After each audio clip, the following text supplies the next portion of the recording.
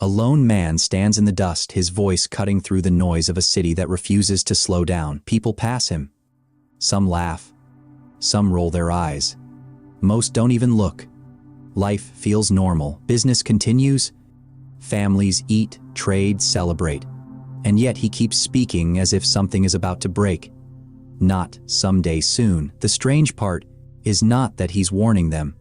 The strange part is how familiar this feels. Because what if the warnings that destroyed entire nations sound exactly like the ones you've been quietly ignoring? Not dramatic warnings, not lightning from the sky moments, but the subtle ones, the ones you feel in the quiet, the conversations you keep postponing, the habits you keep justifying, the tension you keep telling yourself will resolve on its own. That slow, almost invisible drift where nothing seems wrong until suddenly everything is. This is where Caleb lives, even if he doesn't have a name for it. 34 years old, husband, father, responsible, functional. From the outside, his life holds together just fine. He shows up to work. He pays the bills. He laughs at the right moments. But there's something small, almost unnoticeable, that has started to shift at home. A distance in conversations. A silence that lingers a little too long. A growing instinct to avoid rather than engage. He notices it, but not enough to act. Not yet. And that's a dangerous space. Not open rebellion, not collapse, just delay. Because the most dangerous warnings are not the loud ones. They are the ones that arrive quietly and are ignored repeatedly. When most people think about prophets in the Old Testament, they imagine strange figures predicting the future, visions, symbols, timelines of things to come. But that's not what made them dangerous, and it's not why people resisted them. Prophets were not primarily predictors. They were interrupters. They stepped into ordinary life and exposed what everyone else had learned to live with. They named the drift. They confronted the illusion. They spoke directly into the gap between what people said they believed and how they were actually living. And more often than not, they were ignored, not because they were unclear, but because they were too clear. Each prophet warned about something different. One spoke against injustice hiding behind success. Another against religion that looked right but was empty underneath. Another against political trust that replaced dependence on God. Another against pride so subtle it felt like stability. Different voices, different moments, different audiences. But underneath all of them was the same pattern. People don't collapse all at once. They drift, then justify, then normalize, then defend, and only at the end do they realize they were warned all along. And that is what makes the prophets uncomfortable. Because their words are not trapped in the past. They don't stay in ancient cities or forgotten kingdoms. They move. They follow the same human patterns wherever they appear. They land in homes, in habits, in decisions, in relationships, anywhere truth is slowly being replaced by convenience. Which means this is not just a story about them. It's a mirror. Because somewhere in your life, there is probably a warning you already understand and are choosing not to face. And the question is not whether you've heard it. The question is how long you plan to ignore it. Long before there were kings, before there were temples built of stone and gold, before the nation of Israel ever had borders to defend or cities to lose, there was a mountain wrapped in fire and cloud. At Mount Sinai, everything began with a voice, not a system. The ground trembled, the air thickened with something beyond human control, and a people freshly delivered from slavery stood at a distance, afraid to come closer. This was not abstract religion. This was covenant. It was a binding relationship defined not only by promises, but by conditions, blessing for faithfulness, consequence for rebellion. And standing between that holy presence and the fragile, inconsistent people was a man who would set the pattern for every prophet who came after him, Moses. To understand what a prophet actually was, you have to start here, because a prophet was never meant to be a spiritual entertainer or a mystical fortune teller predicting distant events for curiosity's sake. A prophet was at the core a spokesperson, a voice commissioned to speak on behalf of God into real situations, real behaviors, real decisions. The Hebrew word often used is nabi, which carries the sense of one who is called, summoned, or appointed to speak. not to speculate, not to inspire vaguely, but to deliver a message that people often did not want to hear, especially when it disrupted their sense of stability. And that disruption is key because the world the prophet spoke into was not neutral. It was structured around a covenant that had already defined what faithfulness looked like. At Sinai, the people were not left guessing about what God required. They were given a framework, how to worship, how to treat one another, how to structure justice, how to live as a distinct people among surrounding nations. This was not just theology, it was the operating system of their society. Which means that when prophets spoke, they were not introducing new ideas.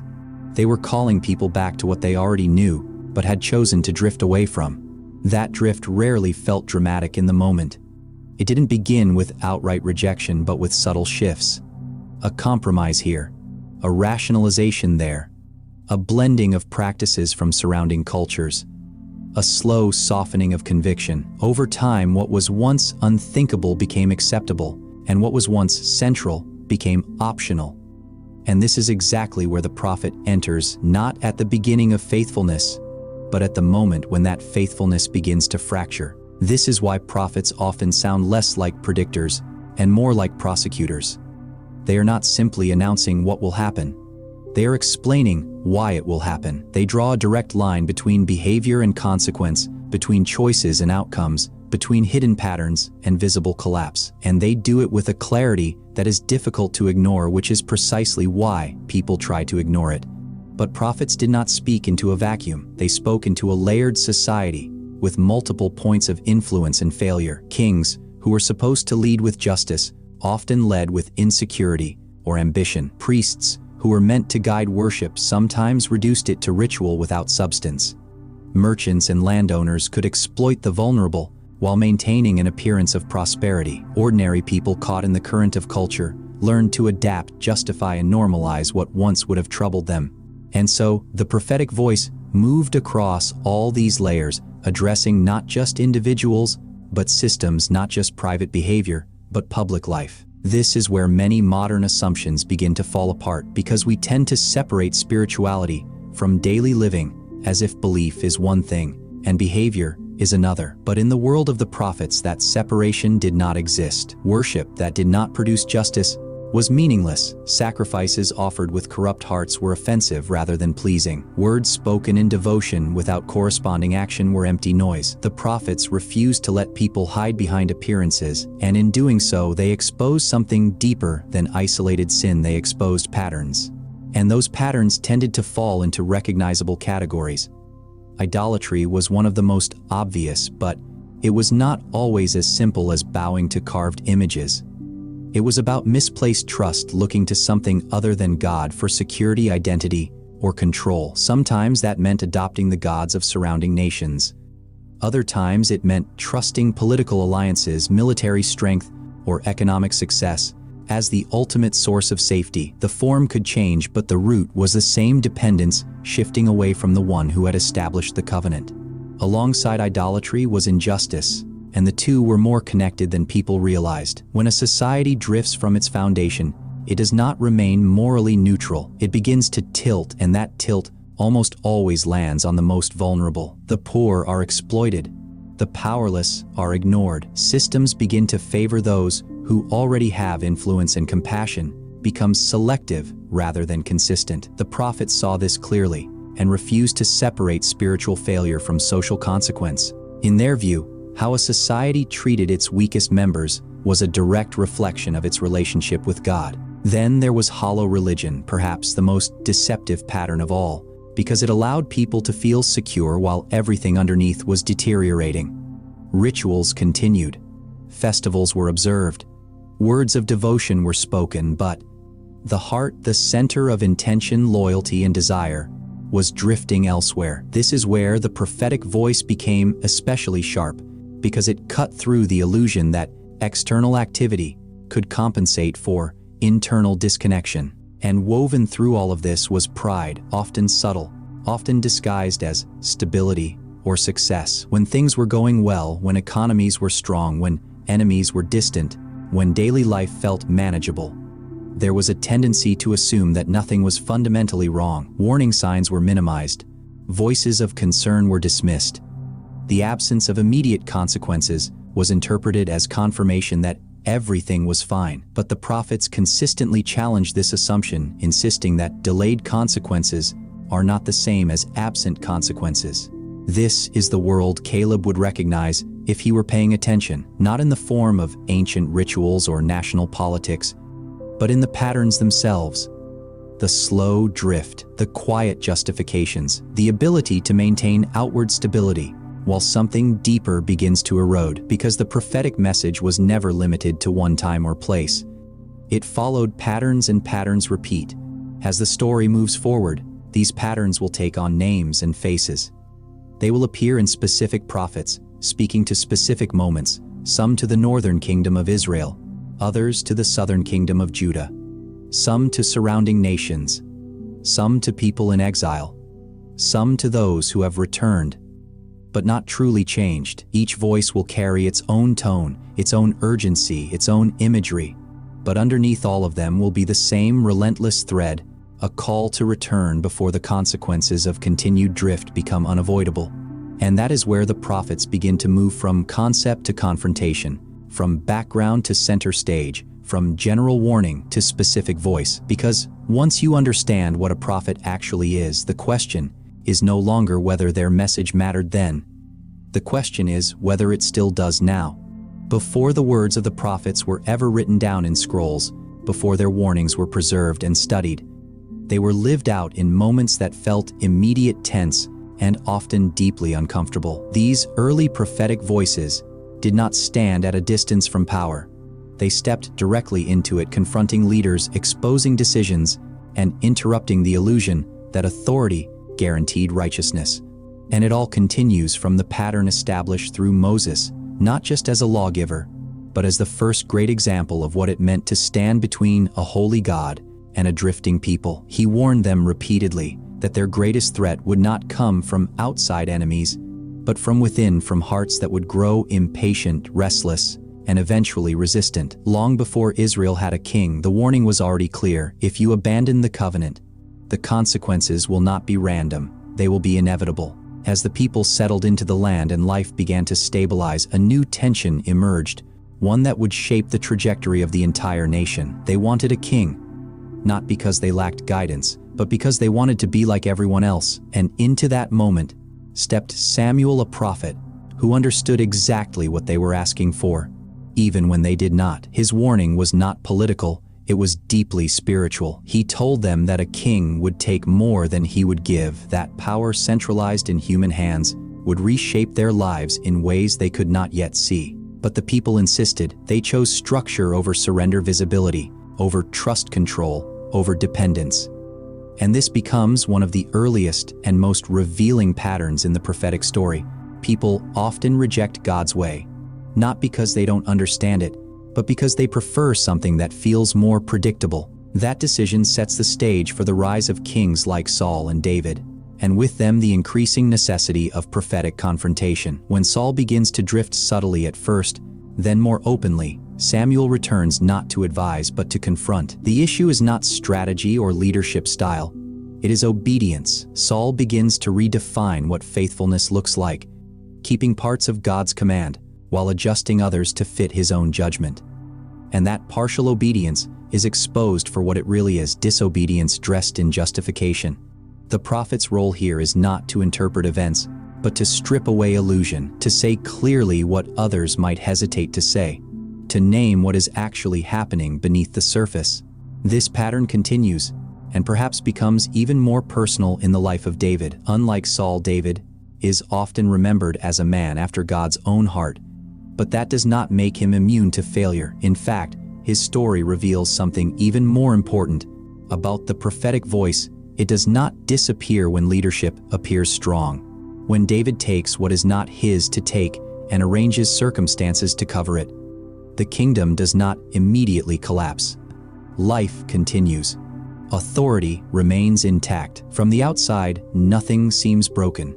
But into that silence walks Nathan, and instead of announcing judgment outright, he tells a story, a simple, disarming story that bypasses David's defenses and draws him into his own guilt. And when David finally sees it, the words land with full weight. "You are the man." This is the prophetic voice at its most precise, not vague, not distant, personal, unavoidable. As the kingdom expands and then fractures, the prophetic presence becomes more frequent and more intense. Figures like Ahijah step into moments of transition, warning that the very structure of the nation is beginning to crack under the weight of unfaithfulness. When the kingdom eventually divides into Israel in the north and Judah in the south, that fracture is not just political, it is spiritual, and the prophets begin to speak into both sides of that divide, often under very different circumstances, but with the same underlying urgency. One of the most striking examples comes through Micaiah, son of Imlah, a prophet who stands alone against a chorus of voices, all saying what the king wants to hear. Hundreds of prophets promise success. They affirm the decision already made. They create an atmosphere where confidence replaces caution. And then Micaiah is called, almost as an afterthought, and his message cuts through everything. What you are planning will not end the way you think it will. He is pressured to conform, to align his words with the majority, to avoid standing out. But the prophetic voice does not adjust itself to popularity. It remains anchored to truth even when that truth isolates the one who speaks it. That isolation becomes even more visible in the ministries of Elijah and Elisha, especially in the northern kingdom, where idolatry had become deeply embedded in national life. Elijah confronts a system that has normalized the worship of Baal, a system supported not just by the people, but by the royal household itself. His confrontation on Mount Carmel is not merely a dramatic display of power. It is a direct challenge to the idea that truth can coexist with falsehood without consequence. The people had learned to blend, to hold on to elements of their faith while adopting practices that contradicted it. And Elijah forces a decision. How long will you waver between two positions? This is the essence of prophetic tension, not allowing people to remain comfortably divided, but pushing them toward clarity. Elisha continues this work, though, often in quieter, more relational contexts, moving through a nation that is steadily drifting. His miracles, his interactions, his presence all reinforce the same underlying message: God has not disappeared, but the people are increasingly living as if he has. And this is what makes the early prophetic period so important.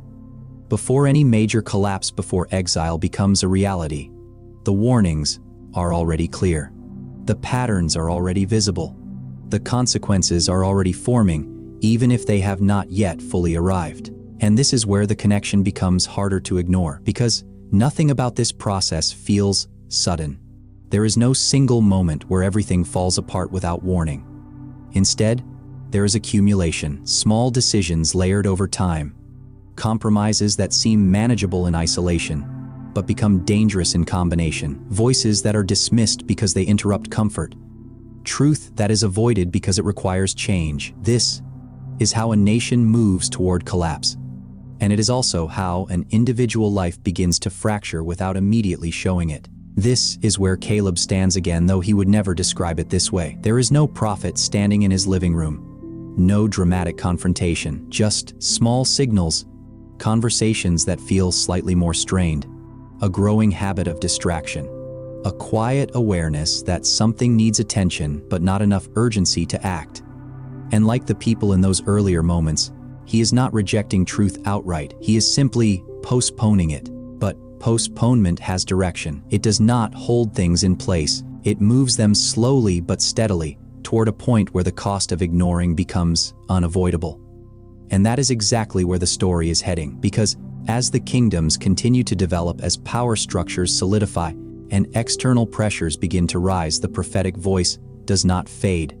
It multiplies, and the warnings that were once spoken into individual moments will soon expand into something much larger. Something that encompasses entire nations standing on the edge of consequences they have long been warned about. What began as subtle drift eventually hardened into visible fracture, and the nation that once stood unified under a shared covenant divided into two distinct paths that would never fully reconcile. After the reign of Solomon, the kingdom split, Israel in the north, Judah in the south, and what looked at first like a political disagreement quickly revealed itself as something deeper, something spiritual that had been forming long before the division became official. The unity had already been weakening beneath the surface, shaped by compromise ambition and a growing willingness to redefine what faithfulness required. Now, it simply had a visible form, and once that fracture appeared, it created space for everything else to accelerate. The northern kingdom of Israel moved quickly into instability, both politically and spiritually. Kings rose and fell with alarming frequency, often through violence, rarely through integrity. And almost immediately, systems of worship were established that were not just alternative, but distorted golden calves set up as focal points, convenient substitutes that allowed people to maintain a form of devotion without the inconvenience of obedience. It was not a rejection of God in name, but it was a redefinition of Him in practice. And that distinction mattered because it allowed people to feel secure while drifting further away from the very foundation that once defined them. Judah in the south appeared more stable by comparison. Jerusalem still stood. The temple remained intact. The line of David continued. There were moments of reform kings who attempted to realign the people with the covenant seasons, where things seemed to return to what they were supposed to be. But even here, the pattern was inconsistent. Faithfulness would rise and fall, often tied to leadership, often dependent on circumstances, rarely sustained over time.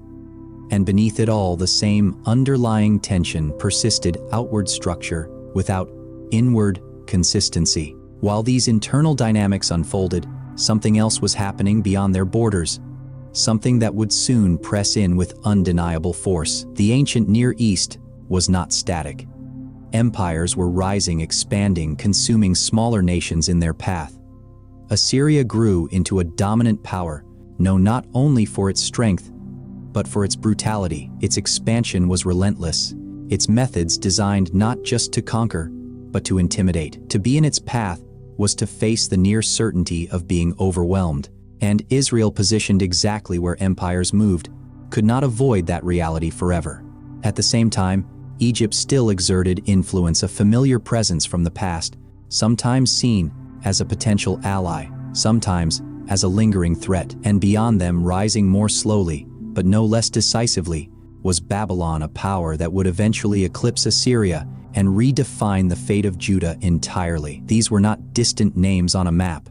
They were forces shaping decisions, influencing alliances, creating pressure that made trust in God feel impractical compared to visible strategic partnerships.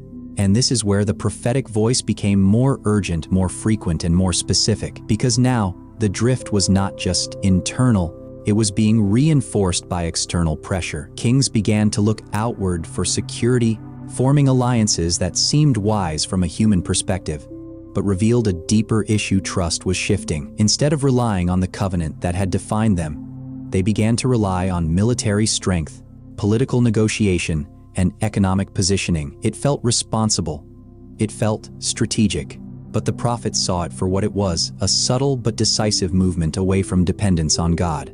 This is why prophets like Hosea, Amos, Isaiah, and Micah do not speak in abstract terms.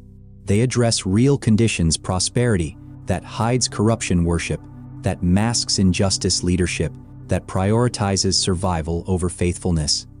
The people are not necessarily suffering yet. In fact, in many cases, they are thriving. Markets are active. Cities are growing. Life feels stable. And that stability becomes one of the greatest dangers because it creates the illusion that nothing is fundamentally wrong. But the prophets refuse that illusion. They insist that visible success does not equal spiritual health, that a nation can look strong while already beginning to fracture beneath the surface. They point out the disconnect between what people are experiencing now and what is forming just ahead. And this is where the message becomes uncomfortable, because it introduces a concept most people resist: delayed consequences. The idea that what you are doing today may not show its full impact immediately, but it is still shaping what will happen later. For Israel in the north, that later arrives with devastating clarity. Assyria moves in not as a possibility, but as a reality, and the kingdom that once seemed established is dismantled. Cities fall, people are displaced, identity is scattered, and the warnings that had been spoken for years, warnings that sounded excessive, dramatic, unnecessary, suddenly feel precise. not exaggerated, not symbolic. Exact. The collapse does not come without explanation. It comes as the direct result of patterns that had been building all along. Judah watches this happen. They see the outcome. They hear the echoes of the warnings. And for a moment it creates the possibility of change. But awareness does not always lead to transformation. Sometimes it leads to comparison, to the quiet belief that what happened there will not happen here, that their structure, their temple, their lineage somehow insulates them from the same consequences. And this is where the danger deepens, because it replaces humility with assumption. This is where Caleb would recognize something again, though, in a much smaller, quieter way. Watching someone else's life fall apart can create two responses. One is reflection, an honest look at your own patterns, your own decisions, your own direction. The other is distance, a subtle belief that their situation is different, that their mistakes are not yours, that their outcome does not apply to you. And distance feels safer. It allows you to acknowledge what happened without allowing it to confront you directly. But the prophets do not allow for that kind of distance. They collapse it. They take what seems external and bring it close, showing that the same patterns are present, just in different forms. And this is why their voices multiply in this period. Because the situation is no longer developing, it is accelerating. The gap between appearance and reality is widening. The pressure from outside is increasing. The consistency from within is weakening, and all of it is moving toward a moment that will redefine everything. As the writing prophets begin to step forward more fully, each one will speak into a specific part of this unraveling. Some will address the north before it falls. Others will speak to Judah as it moves toward its own crisis. Some will confront kings directly. Others entire populations, others even surrounding nations. But none of them are isolated voices. They are part of a growing chorus, each one adding clarity, urgency, and weight to the same essential message: what is happening now is not sustainable. And that is where the story turns from development to confrontation, from warning to fulfillment, from possibility to inevitability. Because once patterns reach a certain point, they no longer remain theoretical. They begin to produce outcomes, and the prophets who have been speaking all along will soon be heard in a completely different way. Not as voices interrupting the present, but as voices that had already described the future before it arrived. By the time the prophetic voices focus intensely on the northern kingdom of Israel, everything looks on the surface surprisingly stable. Cities are active, trade is flowing, wealth is increasing, and religious life appears intact. Altars are busy, offerings are made, the language of devotion is still being spoken. If you walked through the streets, you would not immediately assume that anything was about to collapse. And that is precisely what makes this moment so dangerous, because the deeper reality is moving in the opposite direction of the visible one. The floor is already beginning to crack, but no one feels it yet. This is where Hosea enters, and his message is not delivered through abstract language or distant warning, but through something painfully personal. His own life becomes the message. He is told to love someone who will not remain faithful to him, to experience betrayal, not as a concept, but as a lived reality. And through that, the warning becomes impossible to sanitize. Israel has not simply made mistakes, they have broken relationship. They have taken something meant to be exclusive, loyal, committed, and treated it as optional, replaceable, negotiable. The Hebrew word often associated with what they abandoned is hesed, a steadfast covenantal love that does not shift based on convenience. And Hosea's warning cuts directly into that absence. You have not just drifted, you have given your loyalty away. But what makes this even more unsettling is that Israel does not feel unfaithful. They still participate in religious practices. They still speak the language.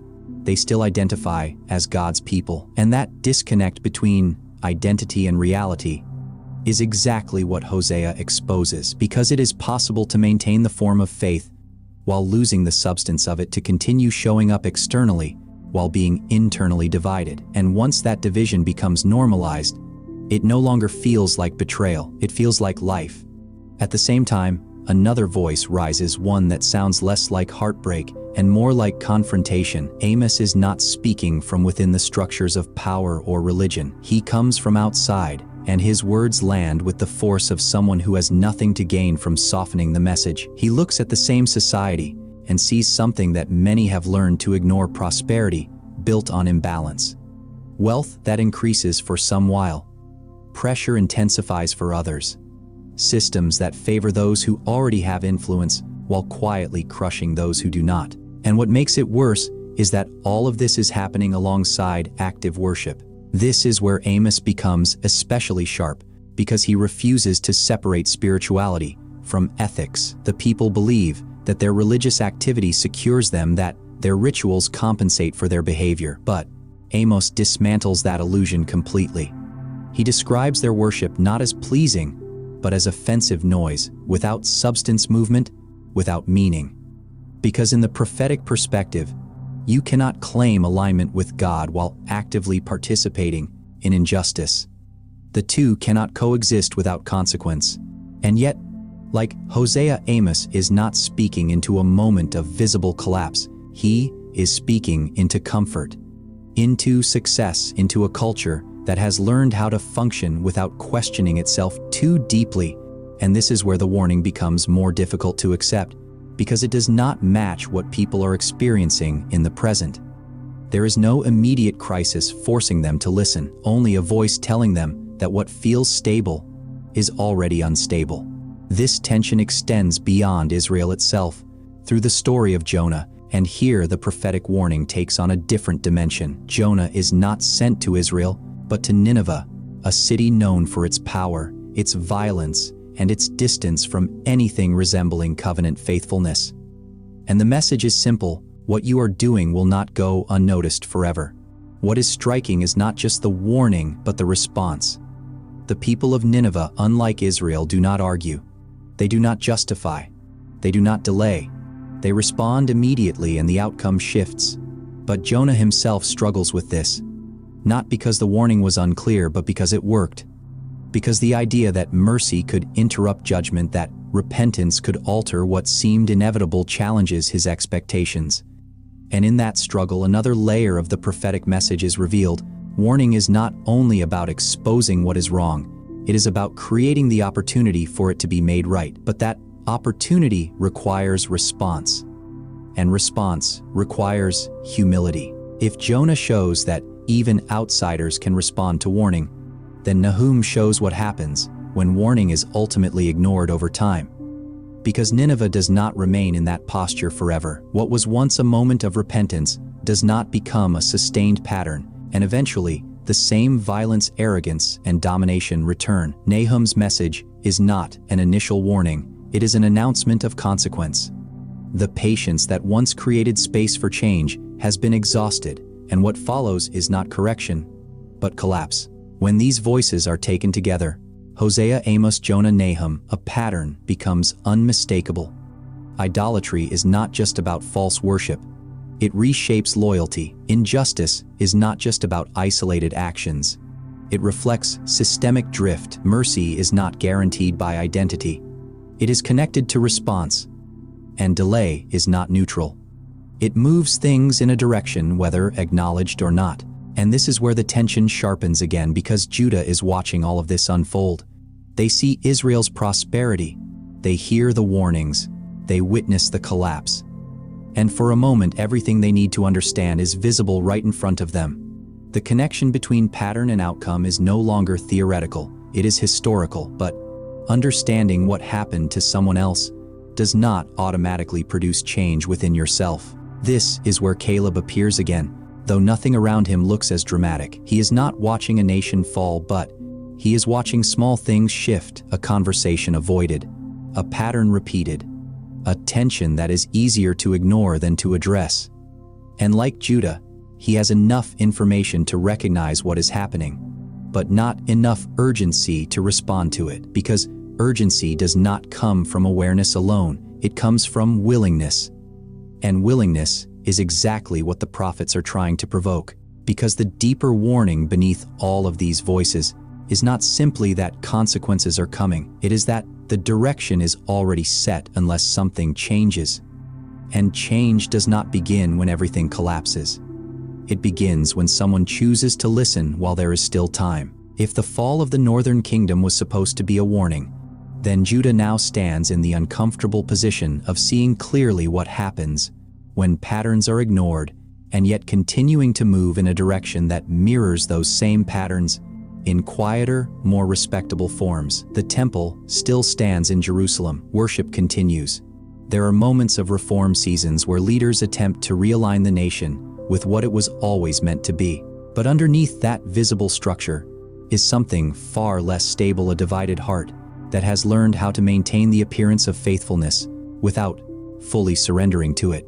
This is where Isaiah steps into the story, and his message begins not with accusation, but with revelation. In the temple, he encounters a vision that redefines everything he thought he understood. The space is filled not with familiarity, but with overwhelming presence, holiness that is not simply moral perfection, but something entirely other, entirely unapproachable on human terms. The word often associated with this is kadosh, a holiness so complete that it exposes anything less immediately. And before Isaiah speaks to anyone else, he is undone himself. That is the pattern. True prophetic vision does not begin with pointing outward.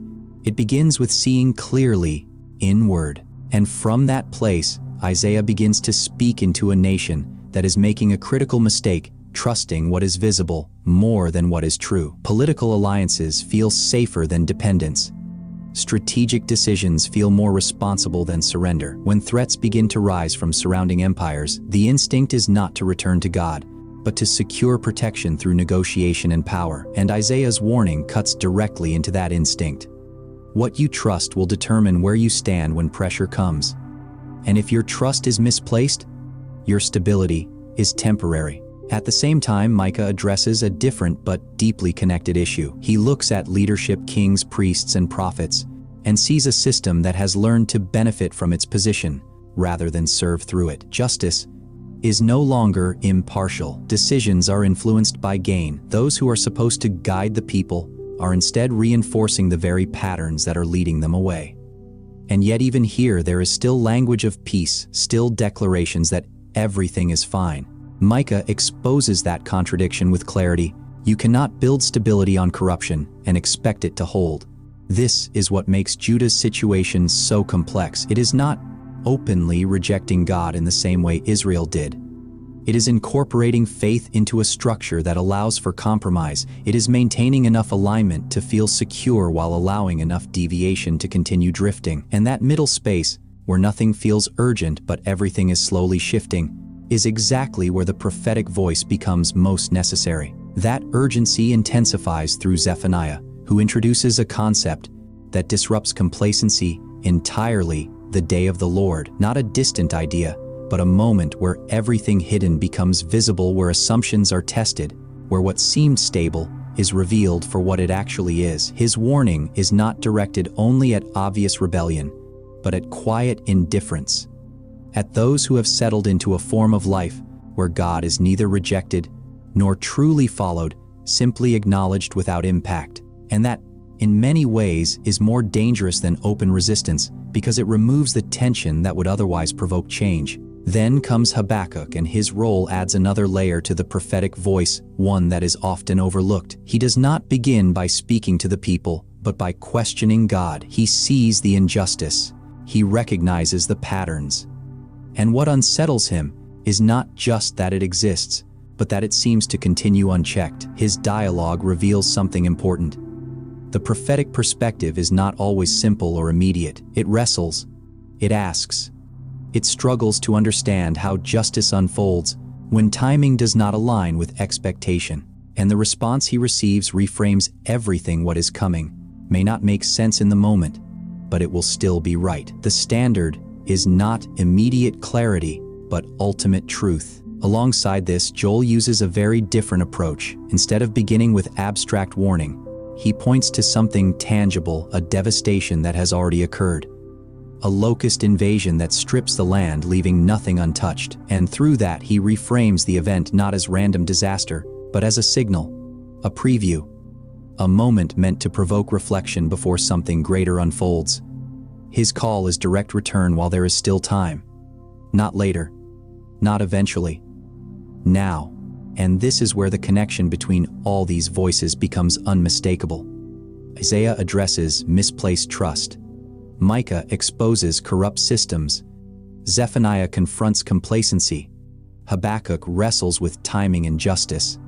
Joel calls for immediate return. Different angles, different tones, but the same underlying reality. Judah's greatest threat is not external pressure alone. It is internal division that has been allowed to persist. Because by the time Babylon begins to rise, by the time its presence shifts from distant power to immediate threat, the real issue has already been forming for years. The alliances, the compromises, the justifications, the quiet normalization of things that once would have been unthinkable, all of it has created a foundation that cannot withstand what is coming. And the prophets are not introducing something new. They are revealing what has already been set in motion. This is where Caleb stands again, not in crisis, but in that same subtle tension. Nothing in his life has collapsed. There is no dramatic event forcing him to act, but there is something unresolved, something slowly widening beneath the surface. And like Judah, he has options. He can acknowledge it and respond, or he can continue as he is, trusting that what feels manageable now will remain that way later. But that is the illusion the prophets consistently dismantle, because what feels manageable is often already moving towards something that will not be. And by the time that shift becomes visible, the opportunity to address it easily is already gone. And that is where the story begins to narrow, because Babylon is no longer an abstract possibility.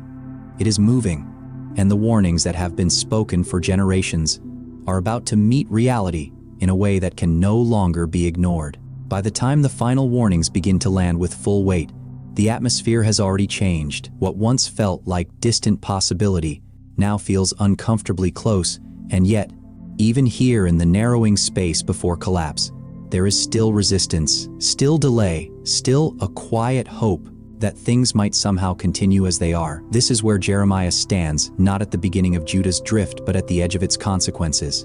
And unlike earlier voices that spoke into developing patterns, Jeremiah speaks into a moment where those patterns have matured, where the direction is no longer forming, it is set. His message is consistent, relentless, and deeply unwelcome. What you have been warned about is now unavoidable unless something changes immediately. But even that urgency is met with resistance, because the people have constructed a sense of security that feels unshakable. The temple still stands in Jerusalem, and with it comes a belief that as long as it remains, they will remain. It becomes more than a place of worship. It becomes a symbol of assumed protection. And Jeremiah dismantles that assumption with clarity that feels almost unbearable. The presence of the temple does not guarantee the presence of God. Structure without surrender is not safety, it is illusion. At the center of his message is a word that carries the weight of everything he is calling them to do: shove to return, not intellectually, not ceremonially, completely, to turn back from the direction they have chosen and realign themselves with what they have abandoned. But this kind of return requires more than acknowledgement. It requires disruption. It requires confronting what has been normalized, undoing what has been justified, and choosing something different before circumstances force it. And this is where Jeremiah's role becomes uniquely painful, because he is not speaking to people who lack information. He is speaking to people who have heard variations of this message for generations and have learned how to live with it without responding to it. The warnings are familiar. The language is recognizable.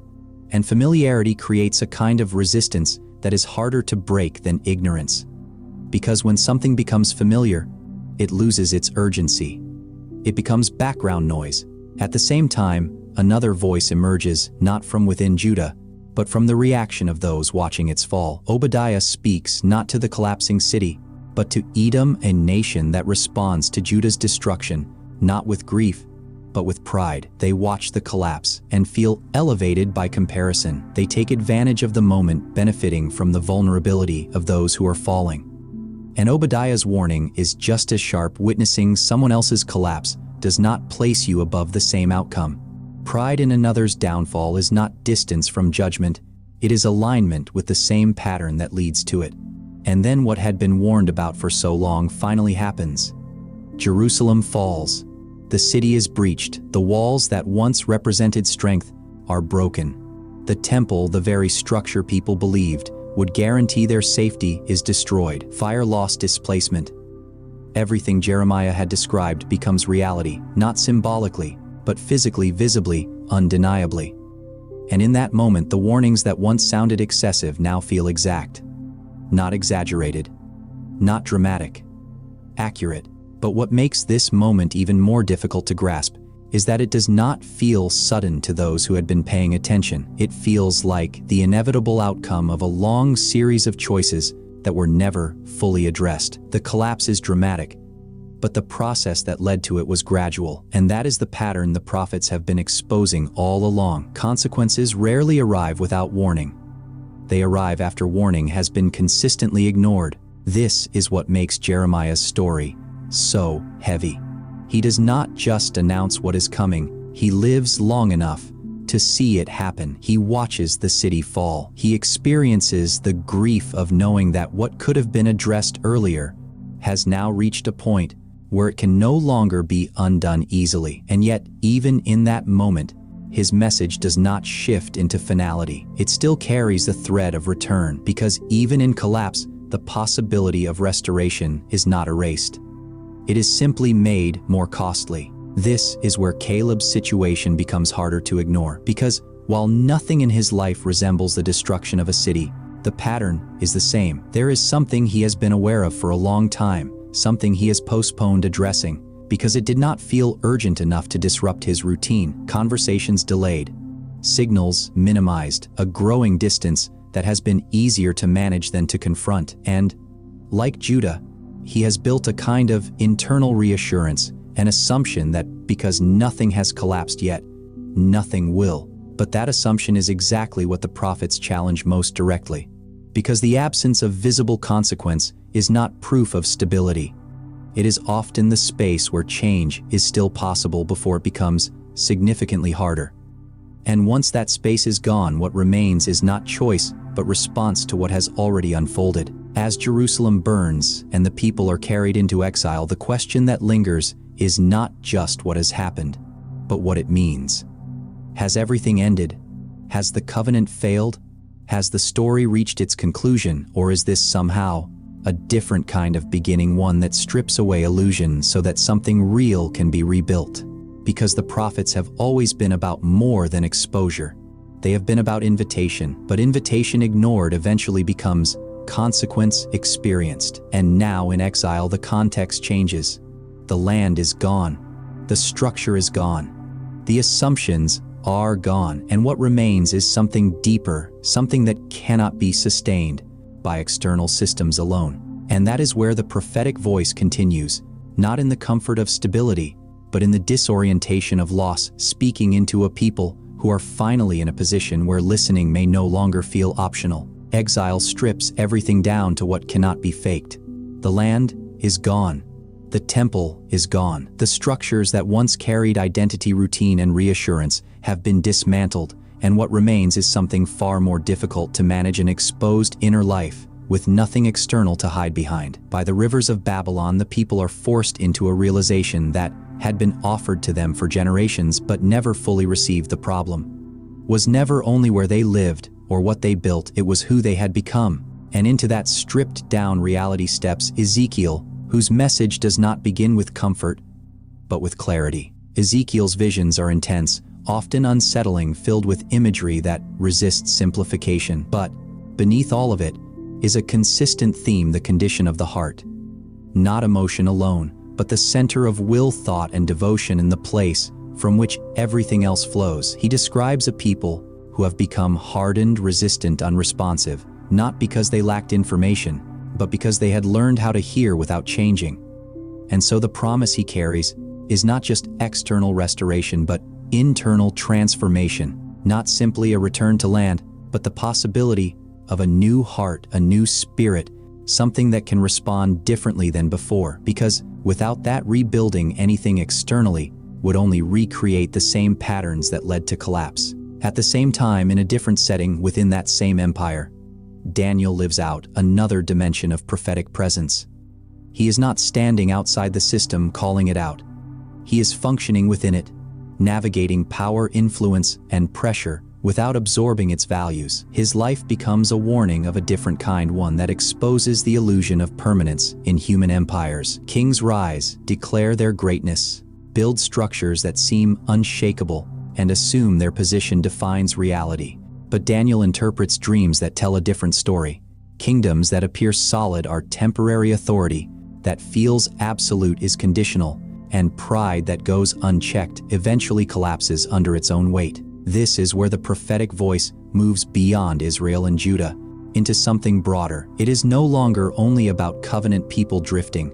It is about humanity constructing systems that replace dependence on God with confidence in power. And Daniel's message cuts through that with precision. What looks permanent is not. What feels secure is not. And what is built on human pride cannot sustain itself indefinitely. But exile does not last forever. Eventually, the opportunity to return emerges, and with it comes a new kind of challenge, because returning physically is not the same as returning internally. The land can be reclaimed. The temple can be rebuilt. Life can begin to resemble what it once was. But if the underlying patterns remain unchanged, the outcome will not be different. It will simply take longer to unfold. This is where Haggai speaks into a moment that looks hopeful on the surface, but reveals something deeper underneath. The people have returned, but their priorities have shifted in subtle ways. They are rebuilding their own homes, establishing their own comfort, focusing on what feels immediate and necessary, and in the process, what once defined them, the presence of God at the center of their communal life, is delayed, deprioritized, treated as something that can wait. Haggai's warning is direct. When you put everything else first, do not expect what you build to satisfy you. Misplaced priority does not just affect outcomes, it reshapes desire itself. Alongside him, Zechariah brings a message that holds both warning and encouragement together. His visions are filled with imagery of rebuilding, cleansing, renewal, but always tied to alignment. The future being offered is not automatic. It is connected to response, to willingness, to a shift that must happen not only in structure, but in intention. He reminds them that what they are rebuilding is not just physical, it is relational. And without that relational core, the structure will not carry the meaning they assume it will. And then as the momentum slows, as the urgency fades, as life begins to stabilize again, another pattern quietly returns. Familiarity, routine, a gradual loss of intensity. And into that space comes Malachi, whose message feels almost like a final exposure. Worship continues, but it has become careless. Offerings are made, but they are incomplete. Devotion is expressed, but it is weary, mechanical, lacking depth. The people have not rejected God, they have reduced him. Reduced what he deserves.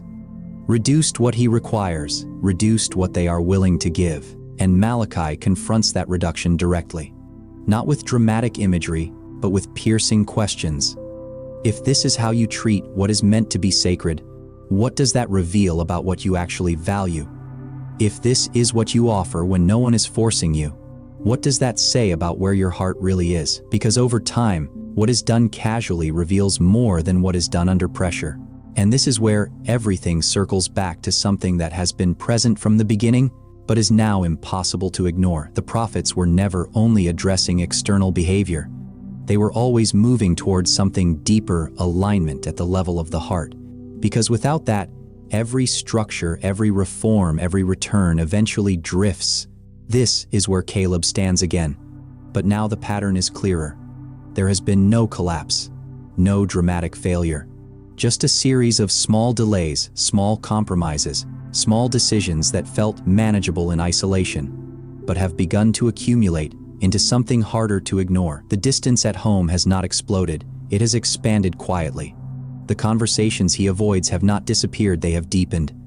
And the longer he waits, the more natural that distance begins to feel. This is how most warnings work. not as sudden interruptions but as persistent invitations that can be accepted or ignored over time. And the danger is not that they are unclear, it is that they are familiar. Familiar enough to live with. Familiar enough to postpone. And that is where the prophetic voice, after generations of speaking, reaches a kind of silence. After Malachi, there is no immediate continuation, no new voice rising to confront, to warn, to call back. Just a pause. And in that pause, everything that has been said remains unresolved, waiting. Because the question has never been whether the warnings were given. The question is whether they will be answered. If the prophetic voice ended in silence after Malachi, it did not end in irrelevance.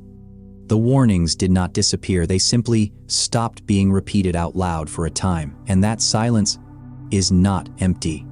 It is filled with everything that has already been said, everything that has already been exposed, everything that has already been made clear, because the prophets were never meant to create dependency on new messages.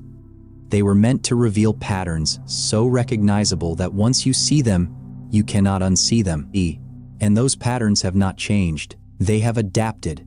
They have shifted form. They no longer appear as carved idols or temple rituals in the same way, but they are still present, just more familiar, more integrated into everyday life, easier to justify, because they don't feel obviously wrong. And that is what makes them more dangerous, not less. Because idolatry today rarely looks like worship in the ancient sense. It looks like misplaced priority. It looks like building identity around success, security recognitions, or control. It looks like structuring your life in a way where everything depends on what you can maintain, manage, and measure. And slowly, without announcing itself, that structure begins to replace trust, not in theory, but in practice. You may still say the right things, still believe the right ideas, but what you rely on, what you actually lean on, has shifted.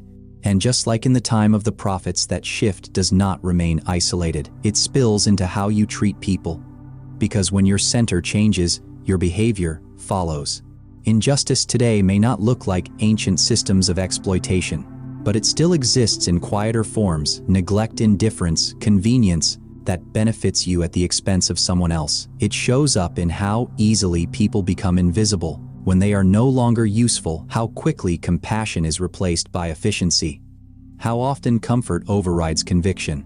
And then there is hollow religion, which may be the most difficult to recognize because it hides in plain sight. It looks like participation without transformation, like language without weight, like showing up, engaging, even agreeing, but never allowing anything to actually disrupt the way you live. It is possible to build an entire spiritual routine that never confronts your real patterns, never challenges your real decisions, never requires real change.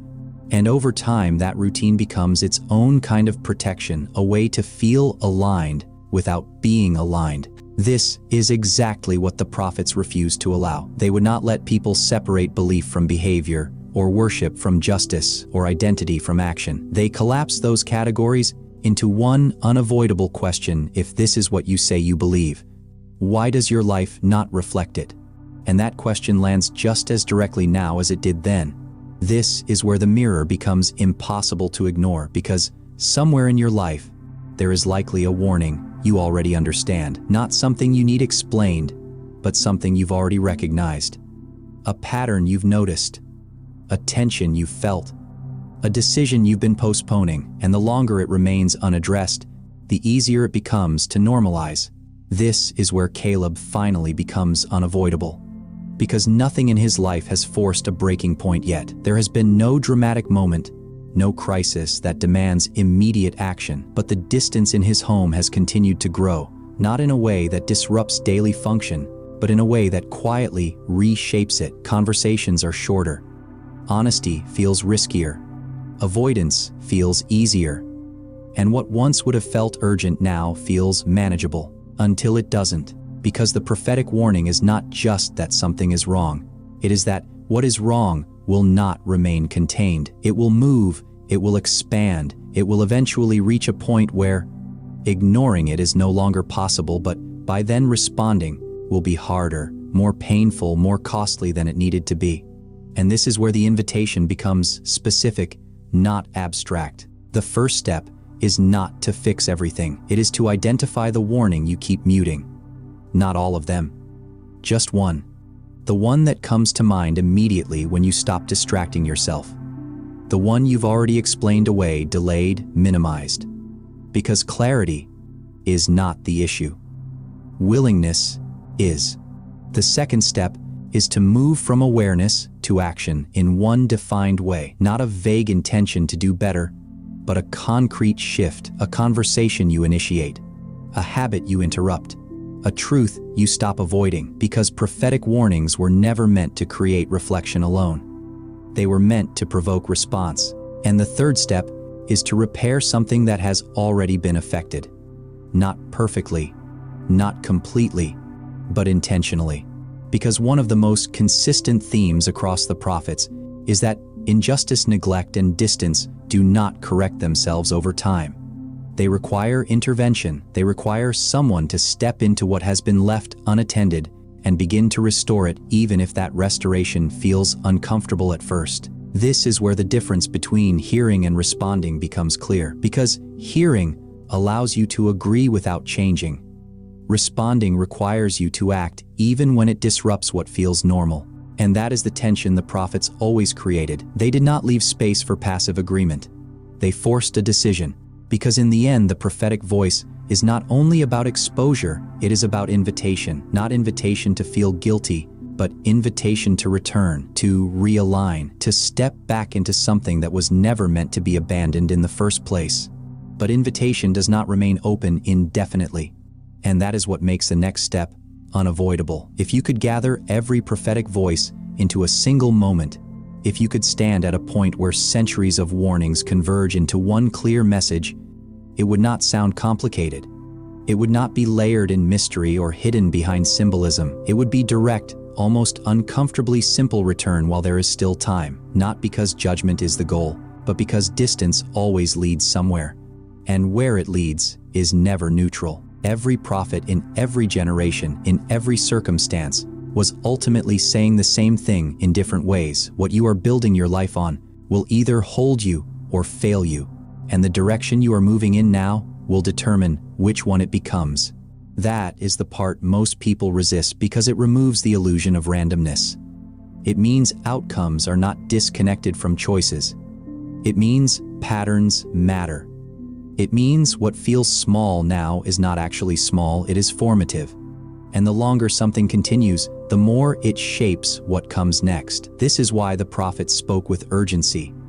Not because they wanted to create fear, but because they understood something most people try to ignore. By the time consequences are visible, they have already been forming for a long time. And this is where the story does not end in the Old Testament, even though the prophetic voice goes quiet for a season, because that silence is eventually broken not by a softer message, but by one that carries the same urgency with even greater clarity through John the Baptist. His words echo everything that came before him: repent, return, realign, not as a new idea, but as a continuation. And then, through Jesus Christ, the warning and the invitation are brought together in a way that changes everything. Because the message is no longer only that life without God collapses, it is that restoration is possible even after collapse, but it still requires response. This is where the final layer of the prophetic message becomes clear. It was never only about avoiding destruction, it was about choosing life, about recognizing that the warnings were not designed to push people away, but to pull them back before it was too late. And that tension between warning and mercy is what runs through the entire story. But mercy does not remove consequence. It interrupts its finality. And that distinction matters because it brings us back to where everything started. Not with nations, not with temples, not with empires, but with a person standing in a quiet moment, aware that something is not right, and deciding what to do about it. This is where Caleb finally stops delaying. Not because everything has fallen apart, but because he realizes it doesn't have to. The distance at home has not become irreversible, but it has become undeniable. The conversations he has avoided are still waiting. The tension he has minimized has not disappeared, it has settled in. And for the first time, he does not push it aside, he names it. Not dramatically, not perfectly, but honestly. The conversation is awkward, slower than he expects, more emotional than he is used to. There is no immediate resolution, no instant repair of everything that has been building over time. But something shifts, not in the outcome yet, but in the direction, because for the first time he is no longer moving away from what needs attention. He is moving toward it, and that is where repentance actually begins. Not in perfection, but in movement, not in erasing what has happened, but in refusing to continue it, because the prophets never promised that returning would remove all consequences immediately. They promised that it would change where those consequences lead. And that is the difference between collapse and restoration. Because without response, patterns continue until they break something. With response, those same patterns can be interrupted before they reach that point. Not easily, not instantly, but meaningfully. And this is where the final warning becomes the clearest one. It is not that something bad might happen. It is that ignoring what you already know will eventually cost more than facing it now. Because most people do not fall apart without warning. They fall apart after warning has been repeatedly ignored. And that is why the prophetic voice, even in its hardest moments, is one of the clearest forms of mercy. It speaks before the end. It interrupts before the collapse. It exposes before the damage becomes irreversible. But it does not force response. That part has always been left open. Which means the question that remains is not whether the prophets were right. It is whether you are willing to listen while it still matters. Because the difference between a warning and a consequence is time.